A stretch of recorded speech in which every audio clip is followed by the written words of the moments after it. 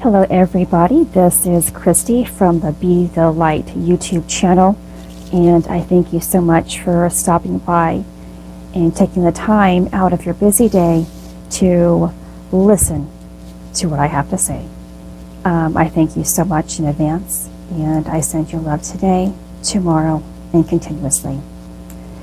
I have been someone who has resonated with certain time frames throughout existence. I have been fascinated with the Egyptian times, I would love to go to Egypt and see all of the Great Pyramids. That is on my bucket list of things to do, and among other aspects of life. But since this video is about this time period, I'm going to stick with this. But I'm asking you today to think about what era you feel most connected with.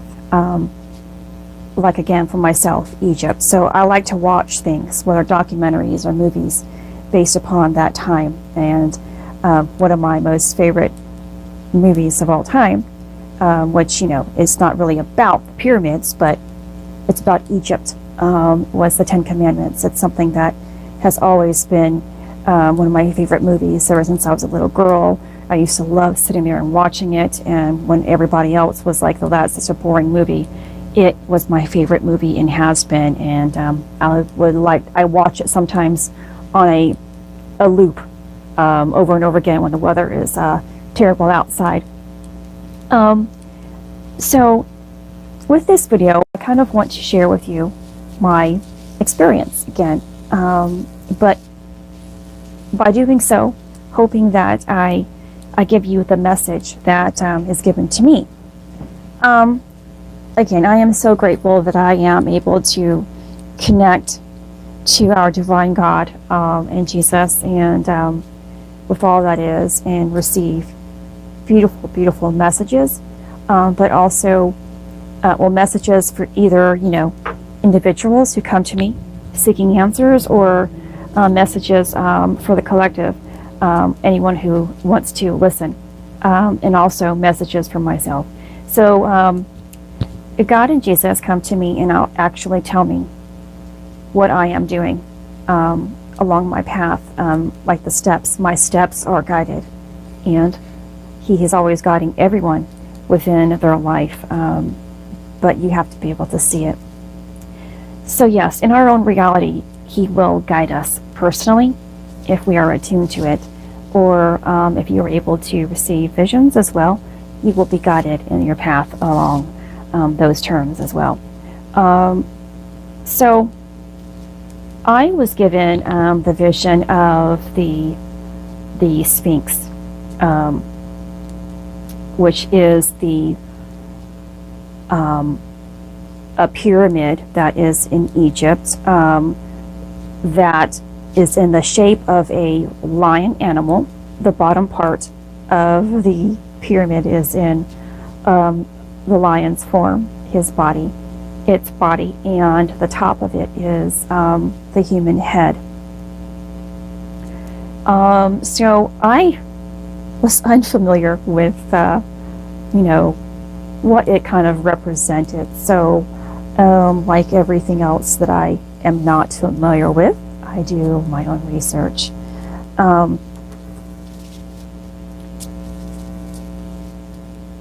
So this message carries with it, which means timelessness. It is the Sphinx love for God which causes an inner victory over the lower forces of its own nature.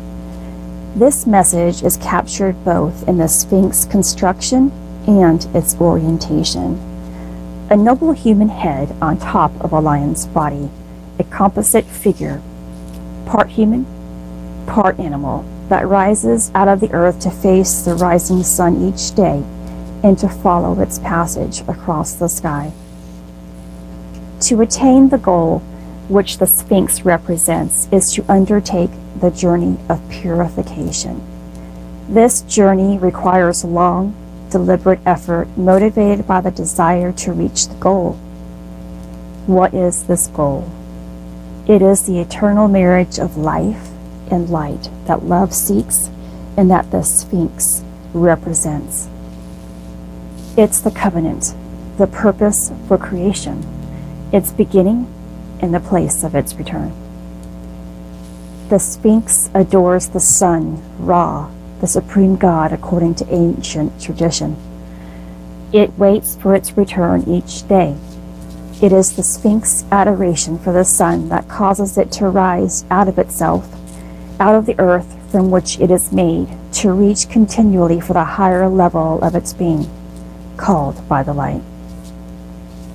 This adoration causes the life within it to become holy, forever striving, life meeting light. The construction of the Sphinx represents humanity's future, the triumph made possible by love of the higher self over the lower, of the human, spiritually driven self over the instinctual, need-based self, and the divine-led and inspired self over the self that is closer to the animal kingdom. This is the reason for the human head on top of the lion's body, what is most human within us, what is capable of perceiving God and of wanting to be joined with God, ascends of the animality and instinct in order to follow the path of the sun.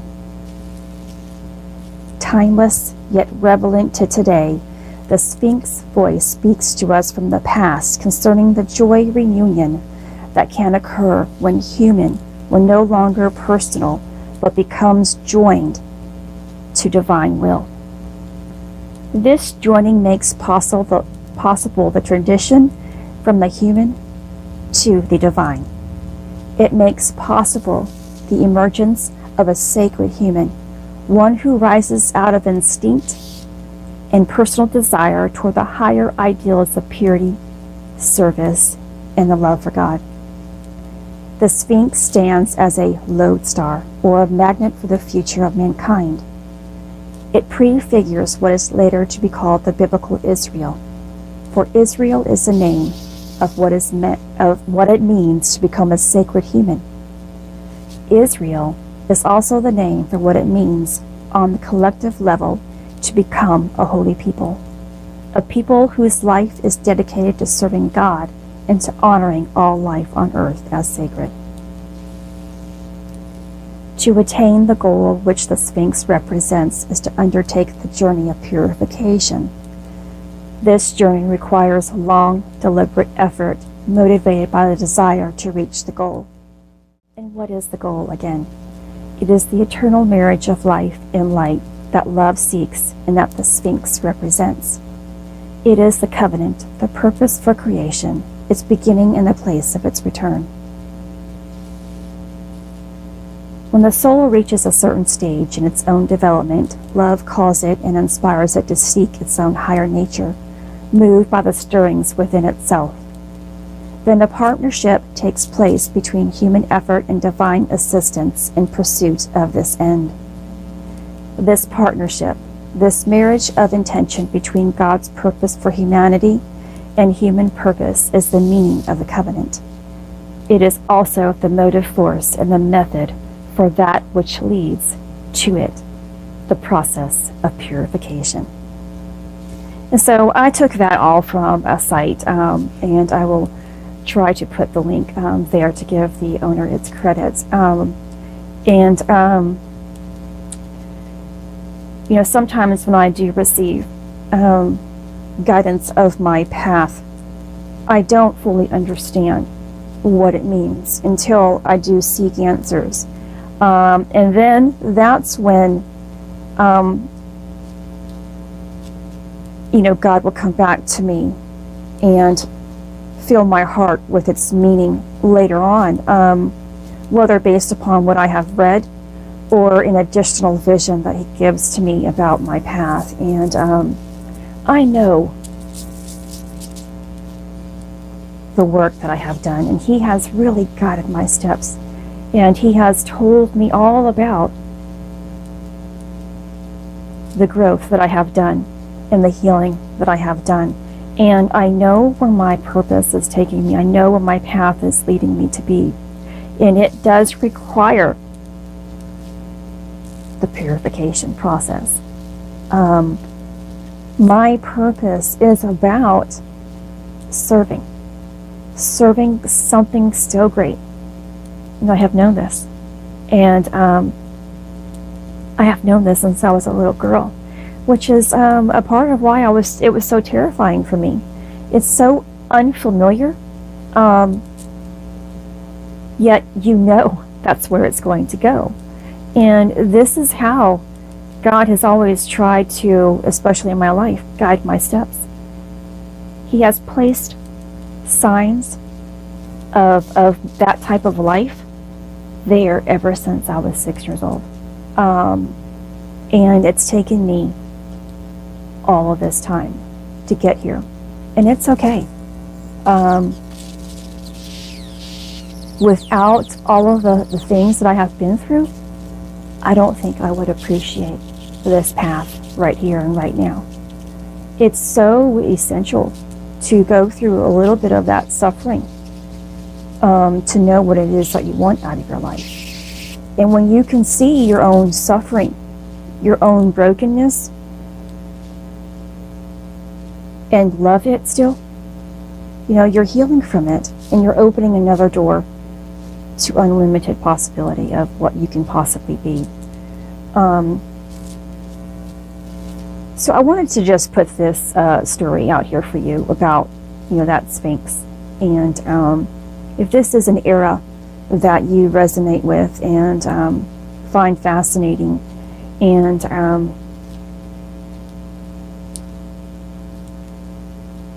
holds true to your heart, you know, there is a deeper meaning behind it. And it's up to you to seek answers as to why you find certain things fascinating. And you know, don't allow others outside of you to move you away from what your heart is telling you to do with yourself.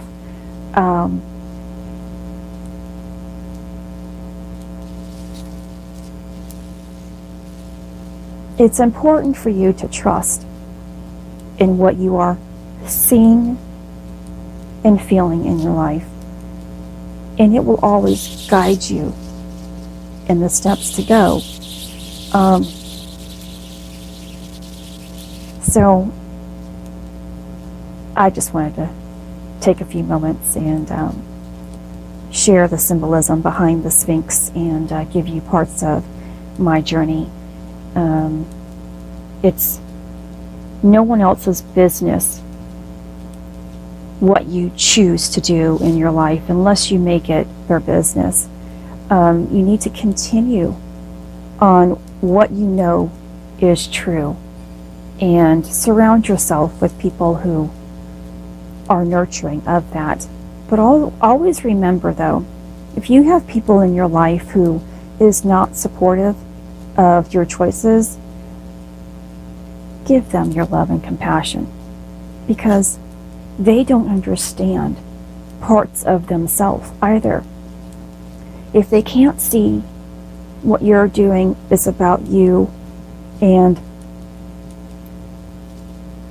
that their misunderstanding of what you are doing is about them, then it's up to you to give them that compassion and love, because they are still lost on their journey.